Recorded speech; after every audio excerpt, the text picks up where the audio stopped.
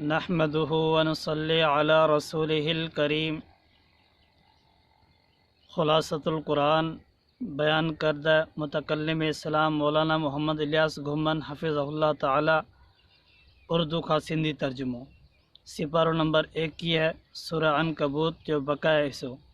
सूरह अनकबूत जे बकाया हिस्से में अल्लाह तबारक व ताला कुरान करीम की तिलावत ऐं नमाज जी पाबंदी जो ज़िक्र फरमायो है कि तिलावत कलाम पाक ऐं नमाज की पाबंदी तमाम अहम शे है।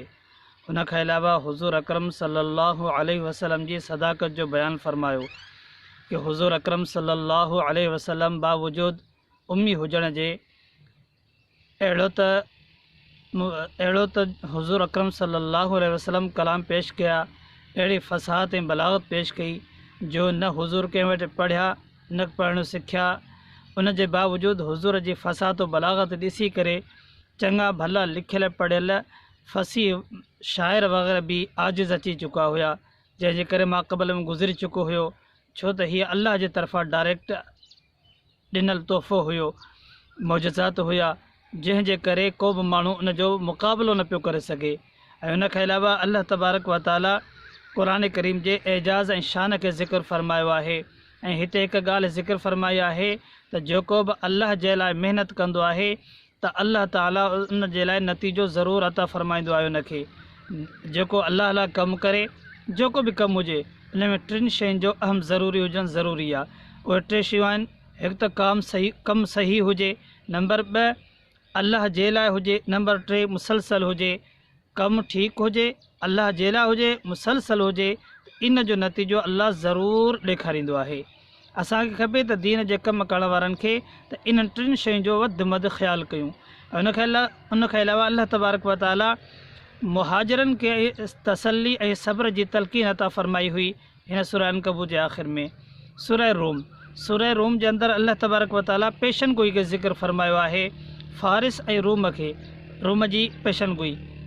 अल्लाह तबारक ताला फरमायो, पहिरां रूम जे ज़िक्र फरमायूं कि रूम जेको ग़ालिब थींदो ऐं उन खां पोइ वरी जेको आहे सो फ़ारिस ग़ालिब थींदो रूम जे मथां।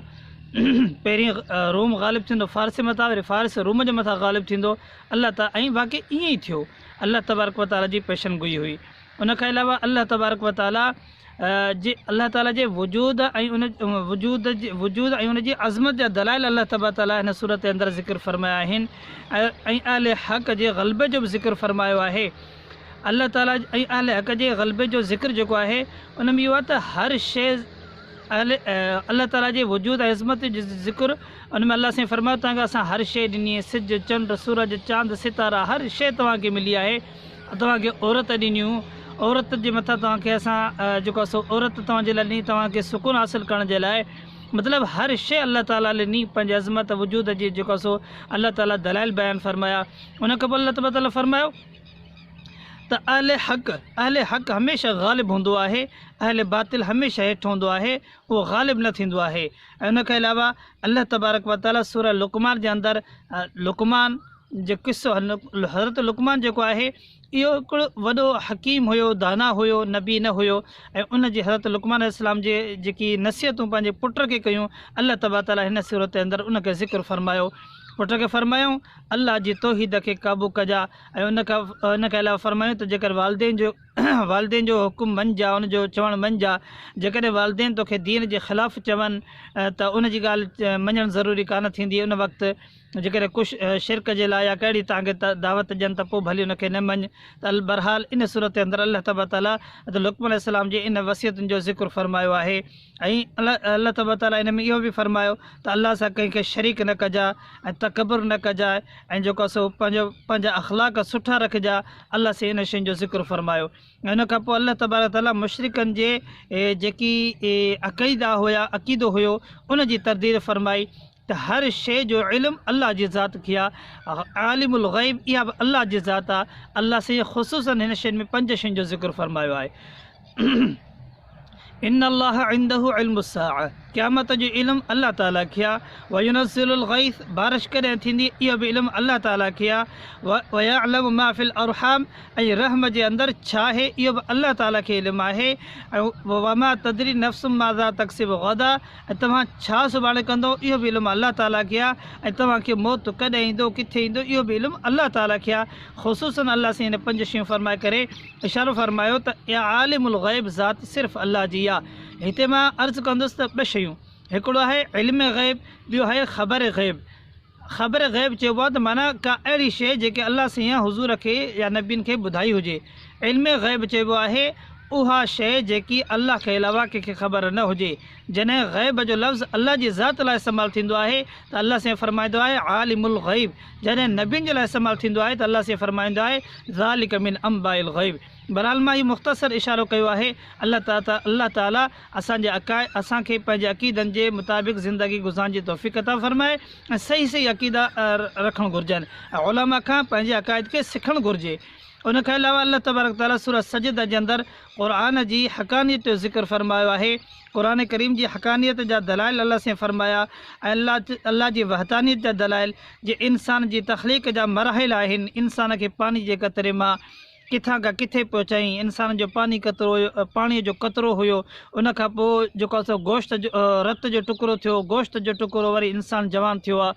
हिन इंसान जे मरहल खे ज़िक्र फ़रमाई ऐं उन खां पोइ अल्लाह तबारक तआला मुजरिमीन ऐं मुमिननि जे हाल खे अंजाम खे ज़िक्र फ़रमायो कि मुमिनीन ऐं मुजरिमीन क़यामत जे ॾींहुं जेको मुजरिम हूंदा उहे जेको आहे अफ़सोस कंदा, काश के या अल्लाह हिकिड़ो दफ़ो असांखे वापसी छॾ त असां वरी नेक अमाल करे ईंदासीं। अल्लाह फ़रमाईंदो उहो वक़्तु हुयो जो अव्हांखे मिलियो, अव्हां पंहिंजो वक़्तु ज़ाय करे छॾियो, हाणे मोहलत न मिलंदी। ऐं उन खां पोइ अल्लाह तबारक व ताला मुमिननि जे हाल जेको मुमिननि जे हिकिड़े हाल खे बयानु फ़रमायो कि मुजरिमीन दुनिया में तकबुर सां हलनि था, मुमिनीन दुनिया में कंध झुकाए हलनि था। क़यामत ॾींहुं हिननि जो उलट हूंदो, मुमिनीन जा कंध मथे हूंदा फ़ख्र सां ऐं मुजरिमीन जा कंध हेठि हूंदा ज़िलत जे करे, रसवाई जे करे। उन खां अलावा सूरह अहज़ाब जे अंदरि अल्लाह तबारक व ताला चंद शयूं बयानु फ़रमाइनि। नंबर 1 त कंहिं बि इंसान जे जिस्म में 2 दिलियूं कोन हूंदियूं आहिनि। जीअं असां वटि आम चयो वेंदो आहे मुंहिंजी हिकिड़ी दिलि हीअ थी चाहे, ॿी दिलि हीअ थी चाहे, हालांकि दिलि हिकु हूंदी आहे, 2 दिलियूं न हूंदियूं आहिनि। नंबर 2 अल्लाह साईं हिते मुतबन्ना बेटो यानी मुतबन्ना पुटु जंहिंखे पुटु सॼो वञे, माना हक़ीक़ पुटु न आहे, सिर्फ़ु नाले जो पुटु आहे, कंहिं ॿिए खां औलाद वठियो वेंदो आहे जेको, इन जे लाइ हुकुम फ़रमायो त इन खे पंहिंजे असली पीउ जे नाले सां सॼो, पंहिंजे नाले सां न सॼो, जेको उनजो जंहिंजो पीउ आहे उनजे नाले सां सॾींदा कयो, उनजे नाले सां लिखंदा कयो, पंहिंजे नाले सां न लिखंदा कयो। अल्लाह साईं इन जी ॻाल्हि फ़रमाई आहे। इन खां अलावा अल्लाह तबारक व ताला सूरह अहज़ाब जे अंदरि ग़ज़वाए खंदक ऐं जेको आहे सो ग़ज़वाए अहज़ाब जो ज़िक्र फ़रमायो आहे।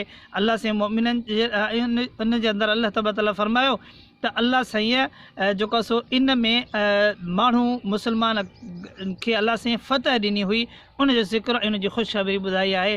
अल्लाह तबारक ताला मूंखे अव्हांखे हिन जे मथां अमल करण जी तौफ़ीक़ अता फ़रमाए। ऐं सूरत जे आख़िर में अल्लाह तबारक ताला हिकिड़ी वज़ाहत फ़रमाई कि मुमिनीन जेके आहिनि उन्हनि जे लाइ उसवे हसन हुज़ूर सल्लल्लाहु अलैहि वसल्लम जी ज़ात आहे।